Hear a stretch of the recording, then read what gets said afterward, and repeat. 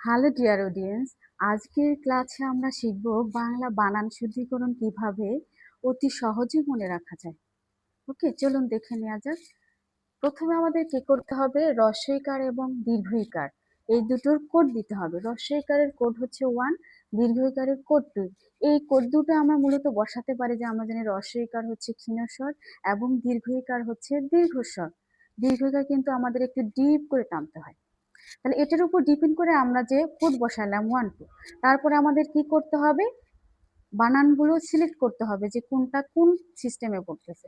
তো কিছু ওয়ার্ড আছে দেখেন, যেমন হচ্ছে 1 2 1, যেমন 1 2 1 ওয়ার্ডগুলো দেখেন যে যেমন পিপিলিকা, এই যে 1 2 1, জিজিবিষা 1 2 1, বিভীষিকা 1 2 1, নিমিলিত 1 2 1। তাহলে এইভাবে এই সিস্টেমের ওয়ার্ডগুলোকে ক্রমান্বয়ে এনরোল করবেন।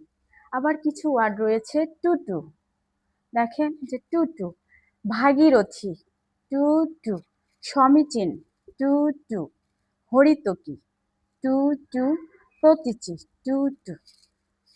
ওকে, তাহলে এইভাবে আরো অনেক শব্দ রয়েছে। এগুলো এইভাবে যদি আপনি এনরোলমেন্ট করেন তাহলে অনেক সুন্দর হবে, দেখতে বুঝতেও সুবিধা হবে।